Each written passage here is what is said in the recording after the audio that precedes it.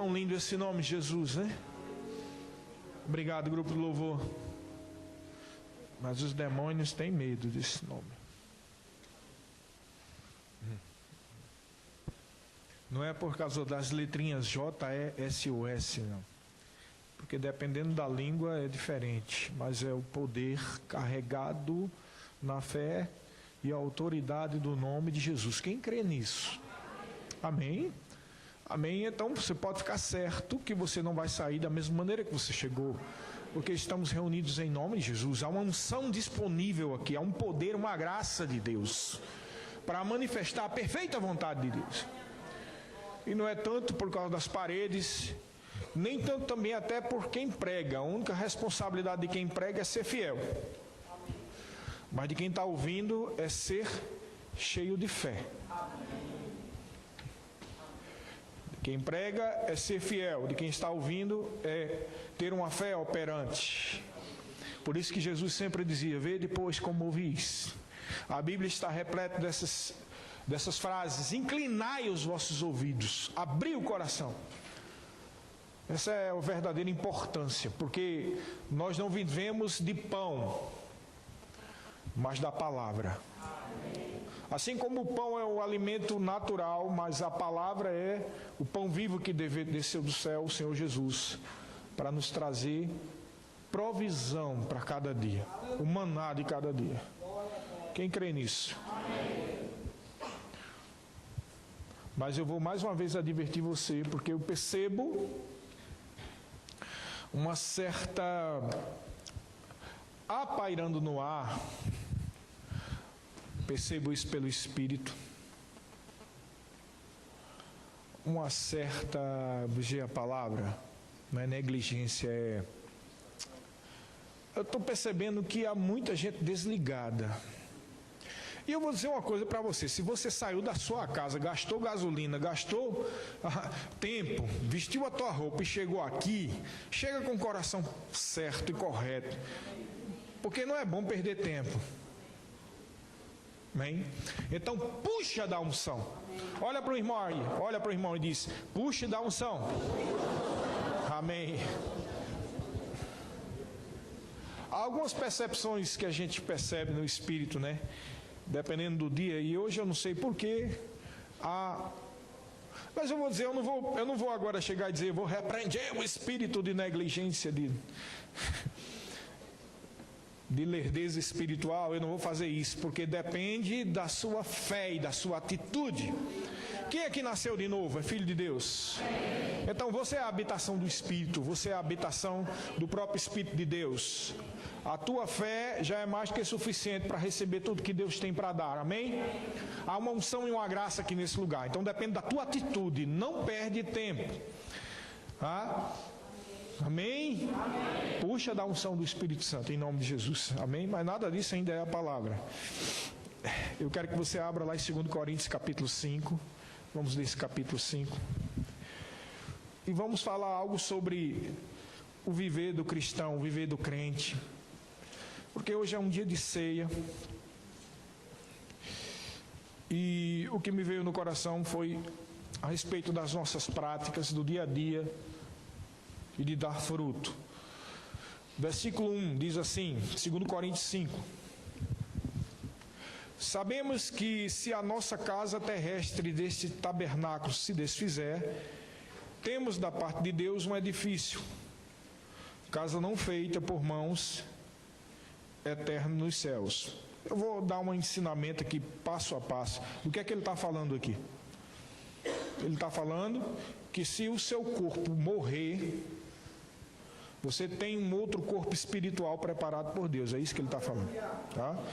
Aí ele diz, versículo 2: por isto, nesse tabernáculo, ou seja, nesse corpo que nós estamos agora, gememos, aspirando por sermos revestidos da nossa habitação celestial, o corpo glorificado, do dia do arrebatamento e da ressurreição, amém? Capítulo 3, versículo 3: se todavia formos encontrados vestidos e não nus, ok? Ou seja, se por acaso nós formos encontrados fiéis, nascidos de novo, Versículo 4. Pois, na verdade, os que estamos nesse tabernáculo gememos angustiados, não por querermos ser despidos, ou seja, não estamos esperando morrer, não é isso que nós queremos, mas revestidos, ou seja, queremos ser glorificados, para que o meu corpo mortal seja absorvido pela vida. É disso que ele está falando. Versículo 5. Ora, foi o próprio Deus quem nos preparou para isso, nos outorgando o penhor do Espírito. A palavra penhor aqui significa garantia, tá? Ou aquilo que foi dado para garantir o resgate de alguma coisa. Ou seja, o fato do Espírito Santo ter sido dado a você é a garantia de que você será ressuscitado. É isso que ele está dizendo. Tá? Versículo 6. Temos, portanto, sempre bom ânimo, ou seja, estamos sempre alegres, sabendo que enquanto no corpo estamos ausentes do Senhor, ou seja, nós estamos aqui nesse corpo, mas não estamos lá na glória ainda. Visto que andamos por fé e não pelo que nós vemos, ou seja, nós vivemos os milagres e o sobrenatural de Deus por causa da fé, não pelo que nós estamos vendo aqui cotidianamente. Entretanto, estamos em plena confiança, preferindo deixar o corpo e habitar com o Senhor. Ou seja, é bem melhor estar lá no céu do que estar aqui. 9. É por isso que também nos esforçamos, quer presentes, quer ausentes, para lhes sermos agradáveis. Porque importa que todos nós compareçamos perante o tribunal de Cristo, para que cada um receba segundo o bem ou o mal que tiver feito por meio do corpo. Ele está falando aqui do tribunal de Cristo, o tribunal em que todos os crentes vão comparecer, não para ir para o inferno, mas para receber coroas e galardões. E assim, conhecendo o temor do Senhor, persuadimos os homens e somos cabalmente conhecidos por Deus. E espero que também a vossa consciência nos reconheça. Nós não nos recomendamos novamente a vós outros, pelo contrário, damos os ensejos de vos gloriardes por nossa causa, para que tenhais o que responder ao que se gloriam na aparência e não no coração. Tá? Ele está dizendo, olha, eu não tenho confiança nenhuma em aparência não. E nós estamos deixando vocês se gloriar pelo que eu faço por meio de Cristo, para que vocês sejam gloriados, ou seja, sejam reconhecidos, não pela aparência de vocês, mas pelo que vocês têm em Cristo, dentro do seu coração. Pois o amor de Cristo, porque se enlouquecemos, é para Deus, e se conservamos o juízo, é para vós outros. Ou seja, eu não estou nem aí se o povo vai achar que eu estou louco ou não. Mas eu prefiro manter um certo aspecto de juízo perfeito, que é para vocês não serem envergonhados. Versículo 14. Pois o amor de Cristo nos constrange, julgando nós isto. Um morreu por todos, logo todos morreram. E ele morreu por todos, para que os que vivem não vivam mais para si mesmo, mas para aquele que por eles morreu e ressuscitou. Diga assim, eu não devo viver por mim. É por Cristo que você deve viver. Ele deu o Espírito para garantir que você seja ressuscitado.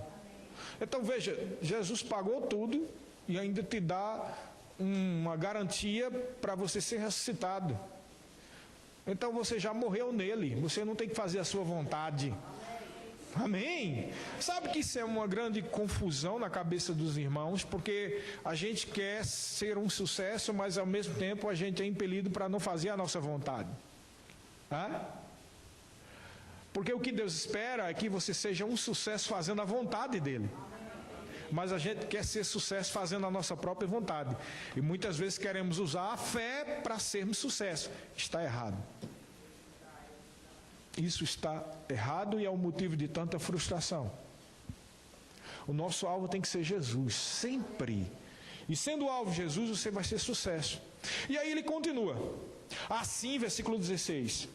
Porque ele explicou tudo isso aí ele diz assim, que nós daqui por diante a ninguém conhecemos segundo a carne. E se antes conhecemos a Cristo segundo a carne, já agora não o conhecemos desse modo. Ele está dizendo, eu não quero observar pela aparência externa, eu quero ver pelo coração.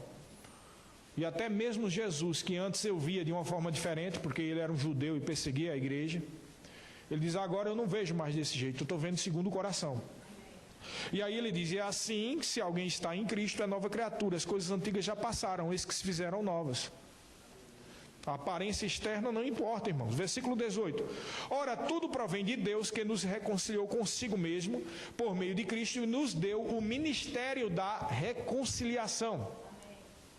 A saber, qual é o ministério da reconciliação? Ele explica que Deus estava em Cristo reconciliando consigo o mundo, não lançando no rosto dos homens suas transgressões. Isso significa imputar aos homens. E nos confiou a palavra da reconciliação. De sorte que somos embaixadores em nome de Cristo, como se Deus exortasse por nosso intermédio, em nome de Cristo, pois rogamos que vos reconcilieis com Deus. Aquele que não conheceu o pecado, ele o fez pecado por nós, para que nele nós fôssemos feitos justiça de Deus. Amém? Veja, qual é o teor desse capítulo? Diga comigo, realidade da nova criação. O teor desse capítulo é o que você é em Cristo. Que não importa o que estamos vivendo agora, importa que temos o penhor do Espírito garantindo uma ressurreição, e que você já não é mais a velha criatura, você é uma nova criatura, você morreu em Cristo e você agora deve viver para Ele. E como você deve viver para Ele, também os outros, você deve viver os outros não pela carne, mas como é no coração. Então está falando aqui da realidade sua em Cristo Jesus, está falando da realidade dos irmãos. E isso é, se você for ver, exatamente o resumo do que nós devemos aprender quando nós vamos participar da ceia. Porque a ceia não fala só do sangue da nova aliança, mas da unidade do corpo. A ceia fala também de nós estarmos em Cristo. Então a ceia fala de que você está ligado a Jesus, a ceia fala que você é uma nova criatura, a ceia fala que você tem uma nova aliança com Deus, a ceia fala de uma realidade diferente que você tem em Deus, a ceia fala que você já morreu em Cristo e que você é nova criatura, a ceia fala que você não é do mundo. Diga, eu não sou do mundo. Mas a Bíblia também diz, Jesus diz, não vos admireis porque o mundo vos odeia, porque vocês não são do mundo. Agora, não é estranho quando nós amamos o mundo e o mundo nos ama? Hã? Se o mundo está amando você, é porque você ainda não foi suficiente cristão. Porque o mundo pode até olhar para você e dizer, mas rapaz, que cara bonito, hein? Pode olhar para... Rapaz, esse é bem vestido, né? É pessoa agradável. Vai conversar com você e acha você agradável. Só até que você fale de Jesus e da palavra. Quando você fala de Jesus e da palavra, o castelo de areia do diabo que colocou na mente dele já cai. Eu pensava que era um homem inteligente, mas eu estou vendo que é um pateta desses cristãos aí. Porque para o mundo é difícil aceitar uma dependência total a um Deus que eles não veem. E para eles isso é coisa de gente ou louco ou bobão. Por isso que Paulo disse, se enlouquecemos é para Deus, não estou nem aí se o mundo vai achar que eu sou louco, sou bobão, que eu não sei de nada, né? É como eu sempre disse, não é o mundo que vai pagar as tuas contas. Na hora que você estava com enfermidade e precisou do Senhor e o Senhor te curou, não foi o mundo que te curou. Não foi o mundo que te ajudou, nem o mundo que pagou o preço da cruz por você, não foi o mundo que garantiu a tua salvação, não é o mundo que faz nada, o mundo só dá ibope, e ibope só vale para o mundo, para Deus não. Porque tem muitas pessoas que têm a ficha limpa diante do mundo, né? Mas está suja diante de Deus.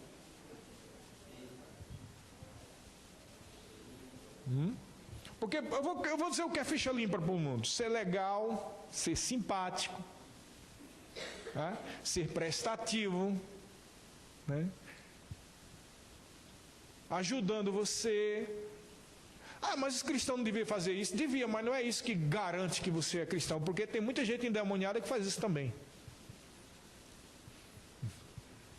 Porque a gente tem uma ideia errada, a gente pensa que o endemoniado é uma pessoa, um bandido, que olha para você e já quer lhe matar. Mas não, o endemoniado pode ser tão usado pelo diabo que ele pode ser extremamente simpático com você, prestativo para conquistar o teu coração. Tem nada a ver alhos com bugalho, tem nada a ver. A gente tem essa... E o mundo, eu acho que isso também é a operação de demônios, essa tentativa de colocar dentro da mente e do coração dos crentes de que ser bonzinho é prova de que se é de Deus.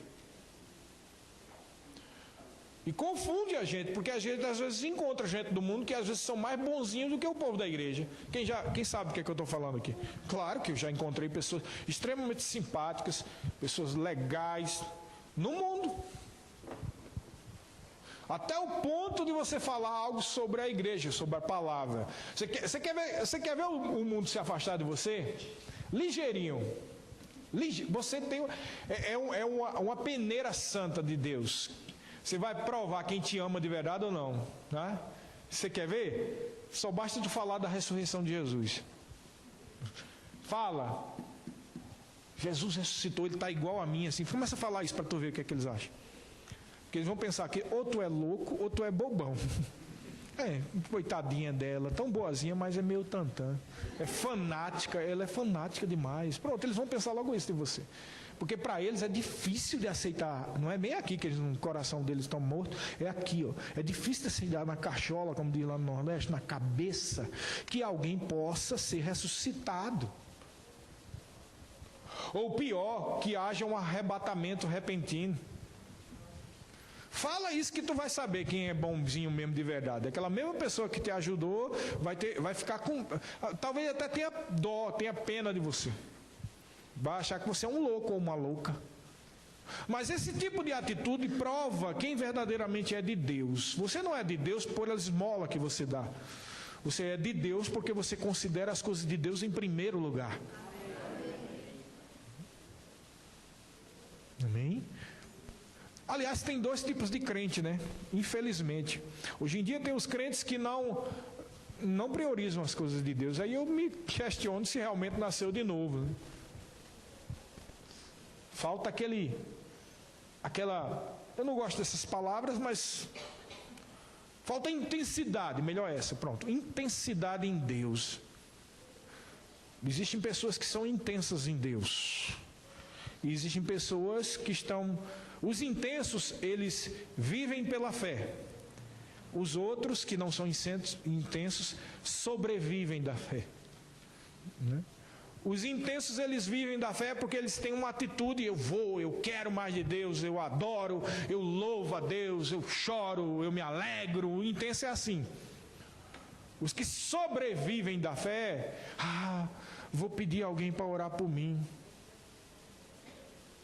Ai, coitado de mim. Eu queria ter a fé que aquela irmã tem. Mas, meu Deus, a palavra é a mesma para todo mundo. Diga, a palavra é a mesma, diga comigo. A mesma palavra que eu recebo é que você recebe, meu irmão. A mesma palavra, o mesmo. Mas tem gente que Deus escolhe. Deus escolheu todo mundo aqui. Sabe qual é a diferença de uma pessoa para o outro? Não é o dinheiro, não é a fama, não é carisma, não é simpatia. A diferença de um para outro é a intensidade em Deus. Eu vou falar hoje à noite que isso é verdade, irmão. Eu vou provar para você que isso é verdade. Quem é intenso em Deus, essa pessoa flui na graça de Deus. E quando você flui na graça, não é só milagres, curas que acontecem, mas também Deus começa a juntar a vocês pessoas. Sabe, quem aqui já se sentiu sozinho aqui? Pode levantar a mão, acho que muita gente. Eu já há muito tempo na minha vida me senti sozinho. Sabe qual é o segredo para você se livrar desse sentimento de solidão? Intensidade em Deus. Quando você é intenso em Deus, mesmo que você não queira, pessoas se juntam a você. Porque pessoas querem luz. Pessoas querem luz. Pessoas querem olhar para outro e saber que tem Cristo naquela vida ali. Pessoas se sentem alimentadas por pessoas que têm Jesus. E quando você está intenso em Deus, as pessoas vão ver Jesus na sua vida. Talvez eles não digam isso, talvez eles não consigam nem traduzir, mas eles veem, você está diferente. Você sabe o que é que eu estou dizendo aqui? Você está diferente, eu vejo uma luz, eu vejo uma vida em você. E essa vida e essa luz é Jesus, porque aquela pessoa está vivendo em intensidade. Então veja, Deus não escolhe ninguém. Aliás, Ele escolhe todos, né? Os que nasceram novos. Mas eu não digo, Deus não faz acepção de pessoas. Deus não ama mais um do que o outro. O que existe é uma intensidade que às vezes falta, porque a gente está caminhando buscando muitos propósitos tolos. Hoje em dia, com esses livros de autoajuda, se tornou comum as pessoas viverem com um foco voltado para ser sucesso em alguma coisa. Eu não estou dizendo que isso é errado, irmãos, mas o nosso principal foco deve ser Jesus e a palavra. Não é errado você querer ser sucesso em alguma coisa, mas entenda uma coisa, não deve ser isso a sua prioridade. Você foi crucificado com Cristo, você não vive mais, é Jesus que vive em você. Você não vive mais segundo os ditames da tua carne, os desejos da tua carne, as tolices de alguém que foi amargurado e abandonado pelos outros. Ei, você não está sozinho, eu também, um monte de gente aqui já foi abandonado. Aliás, parece que isso é comum entre os crentes, né?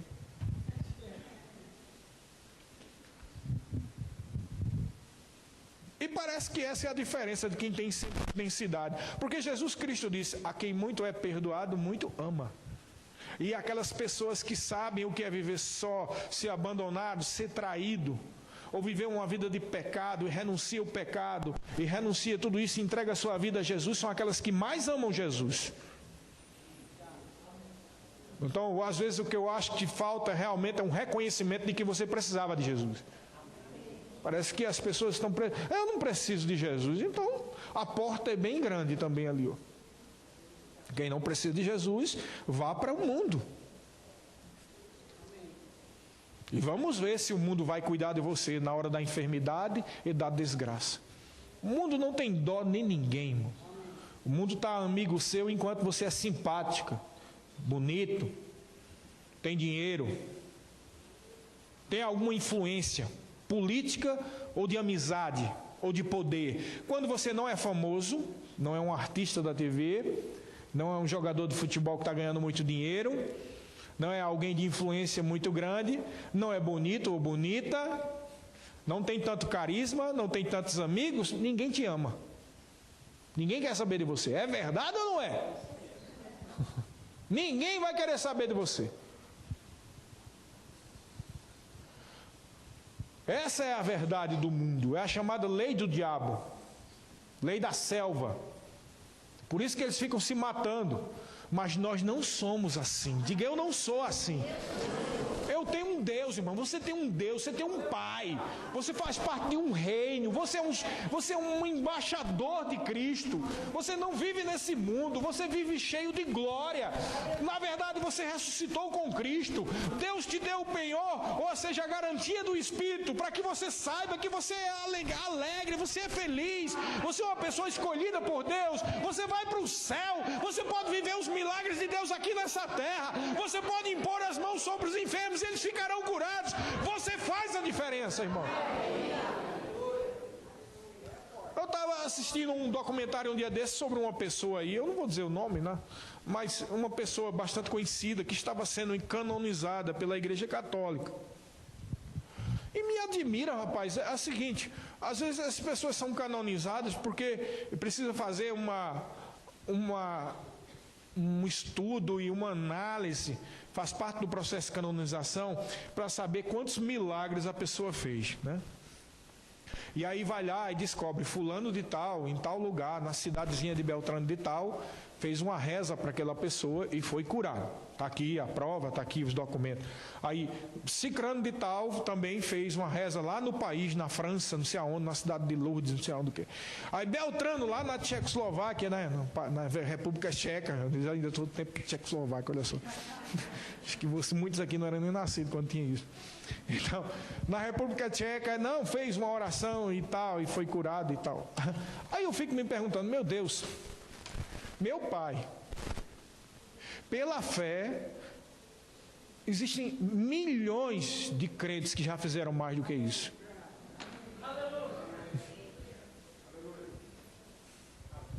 Aqui na cidade de Aquidauana e na Sassa deve ter mais gente que fez mais coisa do que esses daí canonizados. E eu fico me perguntando, as pessoas se conformam com tão pouco, e Deus é tão grande, e nos deu tanta graça, tanta alegria, tanto poder, nos ajuda tanto, irmão. Nós não precisamos da glória de uma canonização, nós precisamos da glória eterna. Nós precisamos só do que está, do reconhecimento de Jesus pela sua vida, do que você tem feito pelo Senhor, da luz que você tem sido em Cristo, irmão. Mas você precisa entender que você não está só. Você pensa que está só, mas você não está só. Para com isso de dizer, coitadinho de mim, eu não sirvo para nada. Você serve sim. Só precisa você ativar a realidade de Deus em Cristo Jesus dentro de você, dentro do seu coração.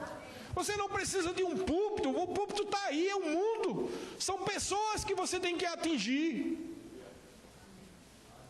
Na verdade, às vezes a gente prega aqui, tem pessoas aqui sendo atingidas, mas às vezes você vai falar com uma pessoa na praça, e um milagre maior acontece do que numa pregação. A pessoa recebe Jesus, a pessoa é curada. Tem coisas, irmão, que glória humana nenhuma paga. Estava lá no Paraguai e eu pregando lá na igreja lá, e eu fiquei, meu Deus, meu pai, eu olhei assim, Senhor, as coisas que Deus fez naquela igreja.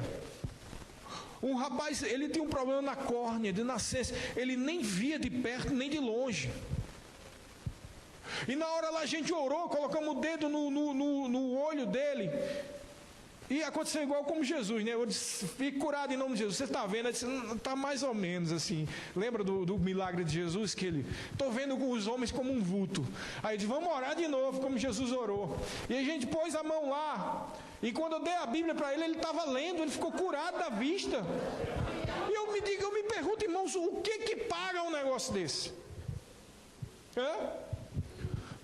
Que alegria, mas não, vou ser um sucesso fazer isso e aquilo outro. Não vale nada essas coisas, irmão. Ser usado por Deus é a maior alegria que você pode ter na sua vida.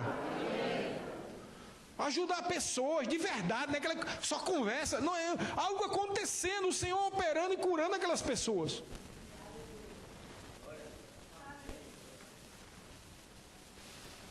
Mas Deus não está procurando grandes mulheres e grandes homens, Ele quer somente um grande fiel a Deus. Pessoas que são fiéis, pessoas que dizem, como diz essa música, eis-me aqui, Jesus. Quem pode dizer eis-me aqui? Diga eis-me aqui. Muito bom, Deus ouviu, hein? Aí tu trata com Ele agora. Porque a gente diz assim, não, nós amamos Jesus. Você ama Jesus mesmo? Jesus disse, por que vocês dizem que me amam e não faz a minha vontade? Para fazer a vontade de Jesus, deixa eu dizer uma coisa, as coisas de Deus são assim, é preto no branco, nunca é mais ou menos, né? Não existe meia boca com Deus.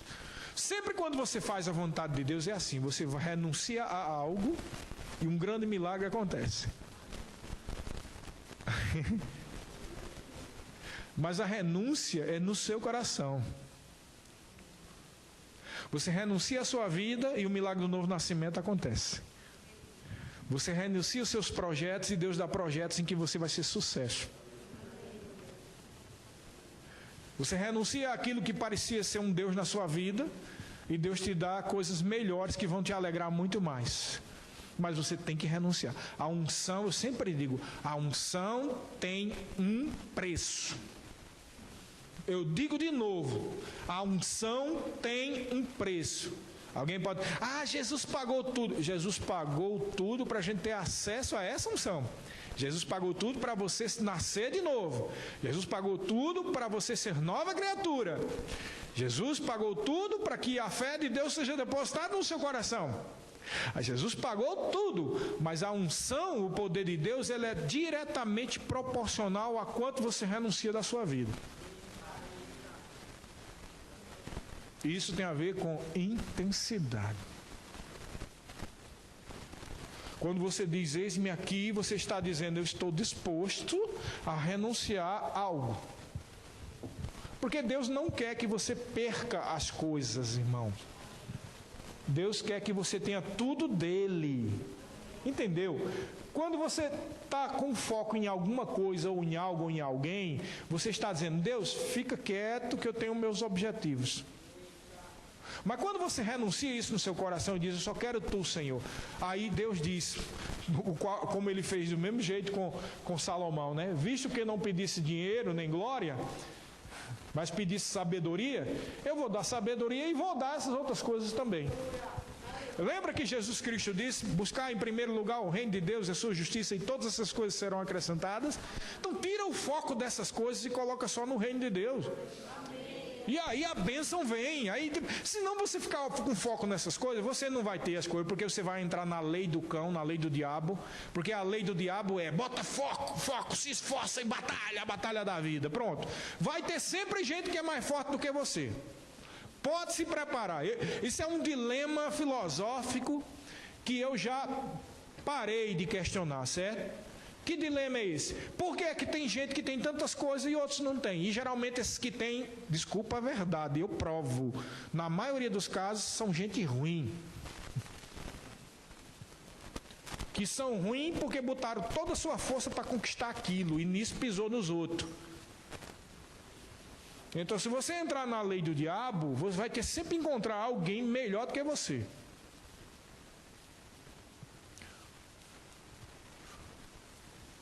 Porque a lei do diabo funciona aqui. Eu não sei se você gosta de MMA, é assim ó, que funciona. Eu não gostava, agora eu estou gostando, né? E o Fabiano está lutando Muay Thai, eu comecei a assistir MMA e eu vi uma coisa interessante. Eu assisti uma luta lá, aquele do Zé Aldo, com aquele irlandês lá, McGregor, e pensa numa luta injusta, eu fiquei muito chateado com aquilo. Por quê? Porque o McGregor ficou só xingando, ficou só debochando, ficou só apontando o dedo, fez tudo o que é falta de educação, arrogância e coisa ruim que você imagina no mundo. E o que foi que aconteceu? Quando o Zé Aldo foi para cima dele, o McGregor veio e deu um murro na cara do Zé Aldo, o Zé Aldo, bufo, caiu. E o McGregor ganhou. E eu olhando assim, não existe justiça nesse mundo mesmo não. E daí foi que eu fui ver. Olha como o diabo faz igual o McGregor. Ele xinga, ele faz. Aí você perde o controle das emoções e baixa a guarda. Pum! Cai na hora. O diabo age pela carne, irmão. Ele quer que você coloque os objetivos nas coisas naturais, porque aí você vai entrar no emocional, na carne, e vai baixar a guarda espiritual. Aí ele vem. Entendeu? Então, o McGregor é uma simbologia, desculpa ele, não tem nada a ver com isso, mas eu estou querendo, é uma simbologia de como o diabo faz, irmão. Você tem que guardar, botar a sua guarda, proteger, e não ir na do diabo, senão você vai perder o controle. E a Bíblia fala sobre o fruto do Espírito e as obras da carne. O que o diabo quer que você pratique obras da carne, ou seja, fique atabalhoado e baixe a guarda espiritual, aí ele vem e dá. E aí acontecem essas injustiças e a gente fica naquela filosofia, né? Mas, meu Deus, por que tem gente que é tão canalha e ganha as coisas, né? Porque tem tanto cafajeste rico e tanta gente boa pobre, hein? Não estou dizendo que todo rico é cafajeste, não, mas que tem muito, tem.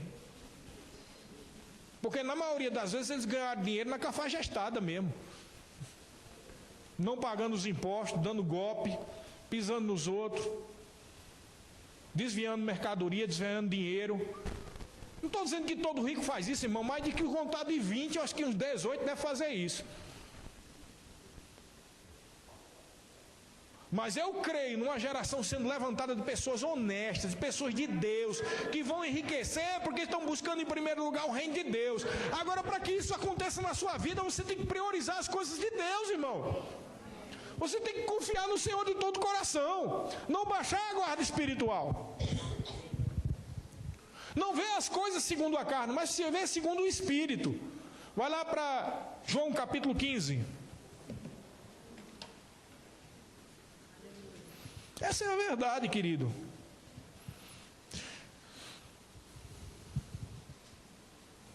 João capítulo 15.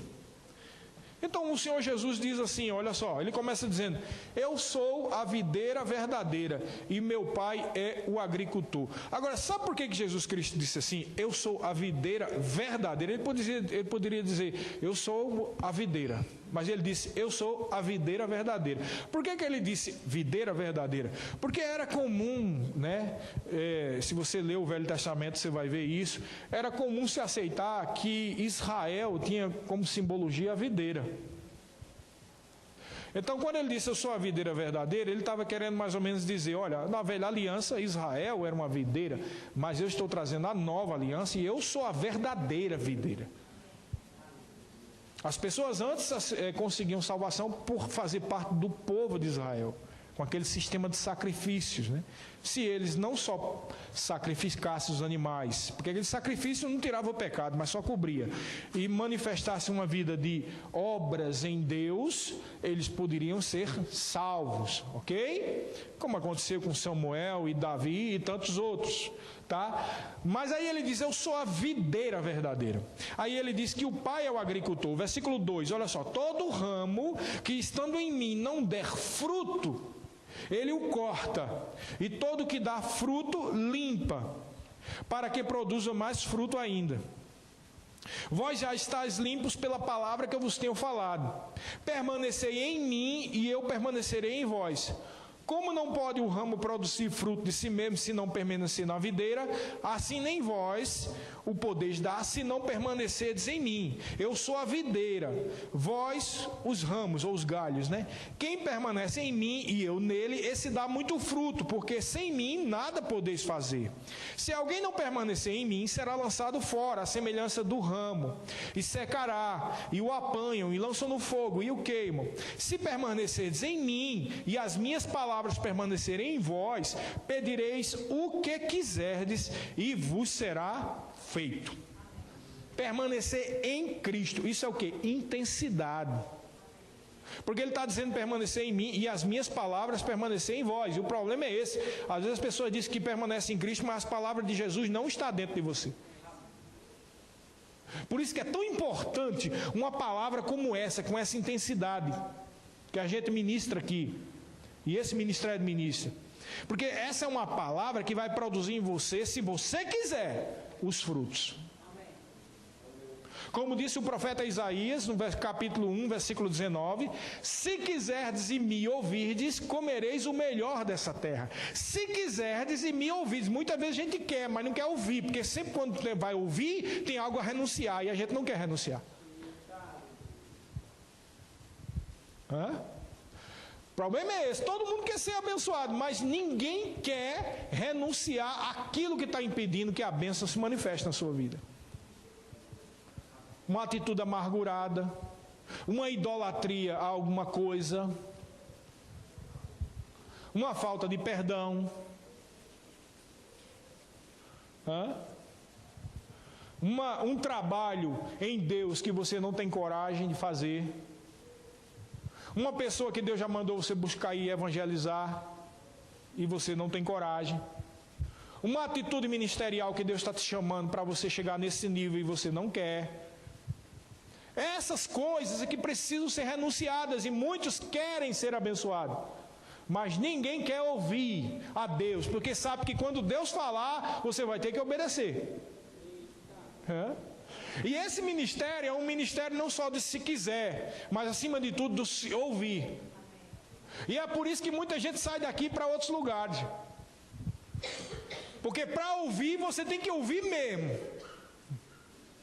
Você tem que abrir o ouvido e ouvir de Deus. E aí essa conversinha de dizer, o irmão da igreja não me ama, Beltrano não liga para mim, todo mundo da igreja se esqueceu do meu aniversário, mas Deus não te esqueceu. Eu vou deixar de ir naquela igreja. Você está indo pela igreja por causa das pessoas, como um clube santo gospel, ou você está indo para a igreja para receber da palavra? Mas a gente é um corpo. Sim, mas você tem que dar conta da sua vida. Se todo mundo é cheio de secura e não ama ninguém, é um problema deles com Deus. Mas você tem que cuidar da sua própria vida. Sabe, irmãos, sabe por que Deus me deu essa resistência de aguentar muitas coisas, a minha, a Fabiana? Porque a gente passou por muitas coisas, irmão. Se tem uma coisa que eu passei muito, e por isso que eu ficava com esses dilemas filosóficos, era essa questão de injustiça. Por que tem gente que sofre tanto e outros que não sofrem tanto? Por que tem gente que faz tanta coisa e não tem quase nada, e outros não faz quase nada e tem tudo? Eu vivia com isso encasquetado, eu não podia aceitar. Eu me negava a aceitar isso. É como resultado de pecado. Fulano comete um pecado, o outro comete o mesmo pecado daquela pessoa. Mas esse aqui, o mundo cai em cima dele, esse aqui ninguém nem vê. E a gente fica questionando por que tem pessoas que sofrem tanto e outros que não sofrem. É igual as doenças que vêm sobre algumas famílias, ou os problemas que vêm sobre umas famílias e outros não vêm. E eu ficava nesse dilema. Por que isso acontece? Sabe, deixa eu dizer uma coisa para você, não importa por que acontece, porque as coisas ruins acontecem geralmente por causa do propósito dos projetos de Satanás. E Satanás escolhe gente sim para perturbar mais do que os outros, viu? Entenda isso, Deus não faz acepção de pessoas, mas o diabo faz. Ele olha assim, eu vou perturbar mais esse do que aquilo. Então o problema não é se a coisa ruim, por que ela está vindo. O problema é como você vai responder às coisas ruins. Porque essa é a diferença entre Deus e o diabo. O diabo escolhe, eu vou perturbar mais esse do que aquele. Mas Deus é assim, eu amo todo mundo e dou a mesma fé e o mesmo poder para todo mundo. Mas enquanto você ficar preocupado porque tem gente que sofre mais e outro não sofre, o poder de Deus não age na sua vida. E aí eu disse ainda agora que eu ia provar porque que Deus não faz acepção de pessoas. Irmãos, e por que é que eu tenho esse couro de sapo, vamos dizer assim, para aguentar certas coisas? Não estou nem aí se todo mundo olhar para mim e dizer eu não amo mais você, vai embora, meu irmão, não perde nada não. Depois você trata com Deus. Por quê, irmão? Porque eu passei muito tempo na minha vida sozinho, esquecido, rejeitado, desacreditado. E como se não se bastasse tudo isso, eu não merecia, porque eu tinha perdido pai e mãe. O que você acha de alguém traído, rejeitado, esquecido, as pessoas desconfiando se você era uma pessoa boa ou não? Eu vivendo de um salário. Irmão, sabe qual era o meu salário que eu recebia? Eu vim de uma família, meu pai tinha uma loja de material fotográfico, de revelação, de presente. Tínhamos carro quase novo, tínhamos casa própria. Morava no centro da cidade de Campina Grande, de 450 mil habitantes. Meu pai não era o mais rico, mas a família toda do meu pai vivia bem e reconhecido na cidade. Mas agora está eu, vivendo de um salário e meio. Tá? Tinha dias que eu não tinha nem carne para comer, eu botava ovo. Eu tinha um carro, mas sabe qual era o meu carro? Um Fusca 72 com motor batido, velho que só você não imagina. Quebrando toda hora, eu empurrando ele. Morando num apartamento que lá a gente chama de kitnet, 2 cômodos. Alugado, sem ter nada, e ainda me vem e esse povo faz um negócio desse comigo. Eu chorava, meu irmão, eu não via sentido na minha vida. Eu não via sentido na minha vida, propósito nenhum. Eu disse, me diga uma coisa, eu só me diga uma coisa. Para que é que eu nasci? Eu sirvo para quê? Era a minha pergunta, porque eu não sirvo para nada, porque que eu me lembro desde criança, presta atenção aqui, talvez algumas pessoas entendam isso. Eu ia jogar futebol, o povo não queria me botar no time de futebol, porque eu era perna de pau.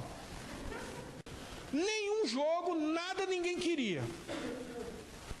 Ninguém queria eu como amigo.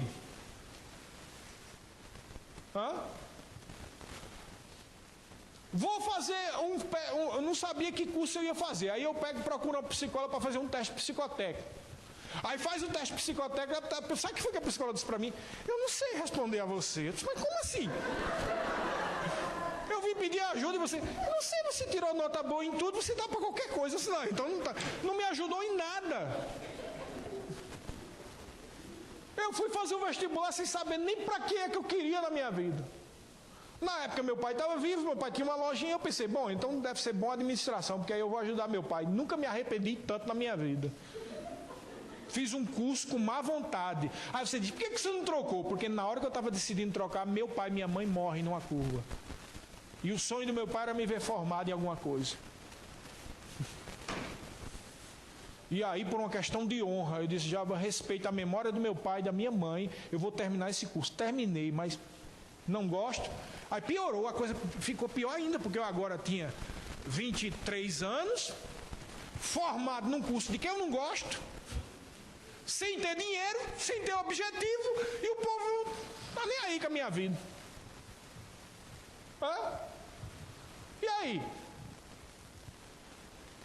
Aí depois me acontece essa, que é uma outra história que eu não vou dizer, e eu estou traído, sozinho, e tentaram me matar, sem ter motivo nenhum. Era isso que me questionava, por que é que tentaram me matar? Isso é um dilema na minha vida. Porque eu ficava, meu Deus, o povo tenta me matar, eu sei que eu não tive culpa nenhuma, e o que é pior, todo mundo quando ouve a minha história não vai acreditar, porque pensa assim, se tentaram matar ele é porque boa peça que não era. Eu disse, agora me arrebentou, o cara já está sozinho, sem pai nem mãe, sem dinheiro. O povo tenta matar e ainda o povo pensa que você devia ser uma pedra ruim. Estou perdido, eu não tenho apoio de ninguém, né? Não tenho apoio de ninguém, nem moral, nem filosófico, nem nada, nem família, nada. Eu estou contando essa história para você entender o que foi que Deus disse para mim. E aí você vai entender porque que hoje eu estou aqui, eu e Fabiano. E aí eu estou lá. Eu perguntava, meu Deus... Aí saí daquele apartamento, não, aí fiquei, eu saí de uma casa de 2 cômodos, depois fui para um apartamento, fiquei lá. Aí foi quando eu me converti, fui batizado no Espírito Santo. E aí, estou vivendo aquela vida só de choro, né? Chorando, clamando a Deus. Ó, Senhor, muda a minha situação. E quanto mais eu chorava, nada mudava. Sozinho, abandonado, desacreditado. E eu ia para casa de Maneco, Maneco, por favor, me ajuda, eu não estou aguentando não, eu estou com uma pressão muito grande, eu não consigo nem dormir, nem comer, E aí Maneco orava comigo. Um dia eu estou lá na casa de Maneco, e a gente está orando. Eu disse, o mundo está invertido, é um mundo ao contrário, quem é ruim tem mais, né? Eu não consegui entender isso, irmão. Eu não tinha pai, não tinha mãe, ninguém, irmão. Não tinha amizade com gente do ministério, nada disso, irmão, não tinha ninguém.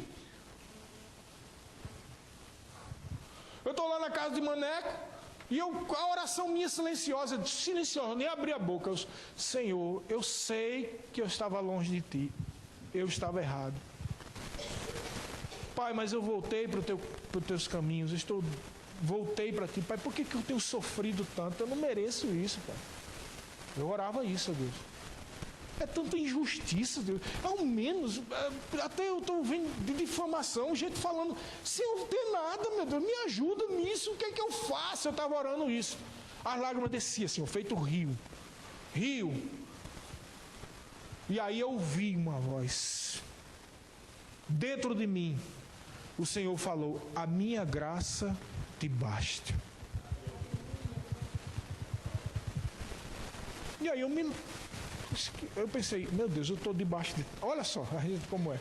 Eu estou debaixo de tanta pressão que eu acho que eu estou num estresse e a minha mente está criando coisa. Eu pensei isso. Aí começou a repetir, a minha graça te basta, a minha graça te basta, a minha graça...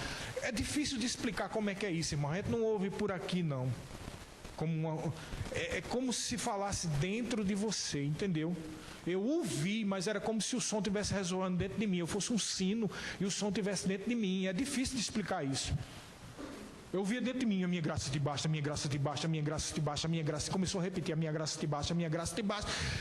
Aí eu me levantei, eu estava de joelho, eu me levantei. Quando eu me levantei, aí veio forte assim. Não está acreditando, não? Pega um. Eu olhei para o centro da sala do Maneco, o Maneco estava orando ali. Quando eu vi lá, estava um monte assim daquelas preciosas promessas, sabe? Dentro de uma vasilha de vidro. Aí eu entendi, pega um. Quando eu peguei lá que puxei, estava escrito, a minha graça te basta. E aí eu fui para o texto para entender. Vamos lá para o texto. 2 Coríntios 12.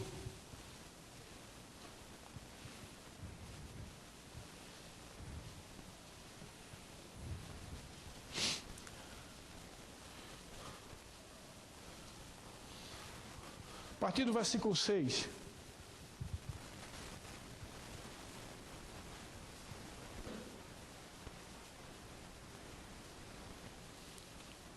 Pois, se eu vier a me gloriar, eu não serei nécio, porque direi a verdade. Para aí, olha para mim, querido. Diante do Deus, que eu vou prestar conta, tudo que eu estou dizendo aqui para vocês é verdade. Tudo.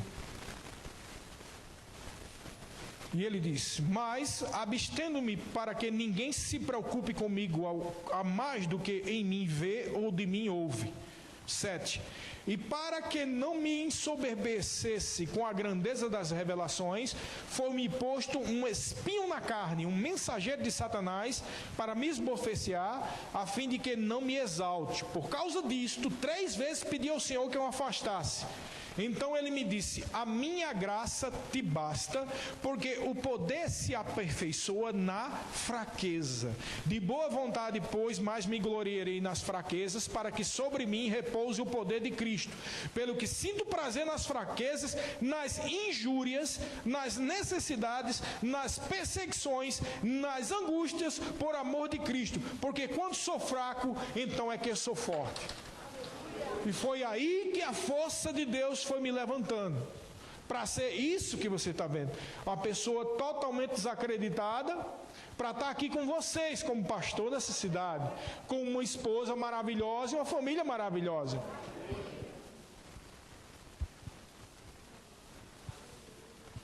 Quando a gente recebeu a notícia da gravidez, que as meninas eram gêmeas, muita gente na igreja chegou: mas vocês têm sorte. Eu olhava para a pessoa: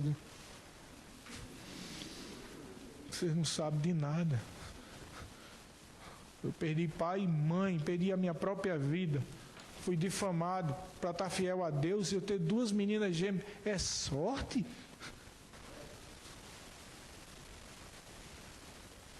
De vez em quando eu encontro nos lugares aí, o povo diz: ei, me diz uma coisa, qual é o segredo dessa palavra que tu e Fabiana têm? É tão diferente. Eu olho para a pessoa e eu não sei explicar, irmão. Eu não sei como sou lá essas coisas todas, nem eu e Fabiana, mas uma coisa eu sei. Nós decidimos acreditar e crer nessa graça, e é ela quem tem nos sustentado até hoje. E eu disse essas histórias todas para você ver que não tem nada que você esteja passando que a graça de Deus não seja suficiente para te levantar. Você tem só que crer no Senhor, irmão. Ficar firme. E aquela pessoa que antes era rejeitada e envergonhada, hoje as pessoas vão respeitar. Porque a unção tem um preço, é a renúncia. Eu entreguei a minha vida, a minha fama, tudo que eu tinha, que eu estava difamado, arrasado, entreguei na mão do Senhor. Disse: Senhor, é tu agora, vai, resolve, porque eu não tenho como resolver isso aí não. Eu não tenho como resolver essa sinuca de bico, esse cheque aí de xadrez. Eu não sei como resolver, Senhor. Tu é que resolve, porque eu não sei como desatar esse nó. Não sei como desatar, como deixar de ser uma pessoa desacreditada, moralmente desprestigiada, uma pessoa que não tem direção na vida, que perdeu tempo, perde pai, perde mãe, não tem dinheiro, não tem nada, para ser uma pessoa útil nas tuas mãos.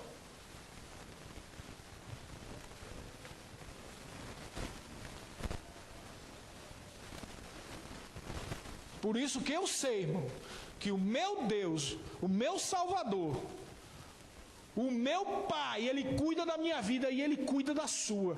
O que você precisa é só crer, irmão. Creia de todo o teu coração. Não te estribas no teu próprio entendimento. Creia na provisão de Deus. Creia que você é importante, irmão. Você é importante para Deus. Você só precisa crer nisso. No dia que você crê, quando você abrir a boca, as coisas de Deus, os milagres vão se manifestar. Você vai ver gente se convertendo, você vai ver gente sendo curada, você vai ver gente se aproximar de você, te amando de verdade, pessoas respeitando você. Mas você tem que crer, irmãos. Para com essa história de acreditar que tem gente escolhida, que tem gente que tem isso e aquilo outro. Você tem Deus e tem mais que tudo. Maior o que está em você do que o que está no mundo. O Senhor na tua vida, a palavra, a unção, a graça é mais do que suficiente para ser vitorioso, para viver uma vida de vitória, para ser transformado num lugar de vergonha para um lugar de glória.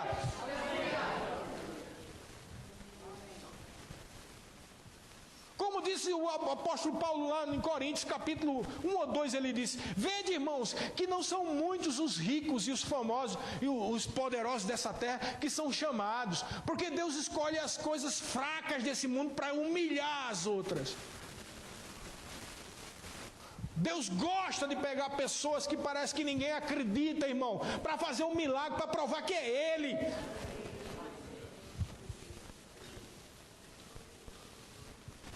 Tudo que Ele quer é que você tenha intensidade, você creia nele de todo o seu coração. Amém? Você crê no Senhor de todo o coração? E aí você entende por que nós participamos da ceia. Isso aqui não é um ritual religioso, irmão. O Senhor Jesus Cristo disse que é em memória dele, é para lembrar o que ele fez por mim e por você. Eu queria chamar os diáconos. É por mim e por você, irmãos.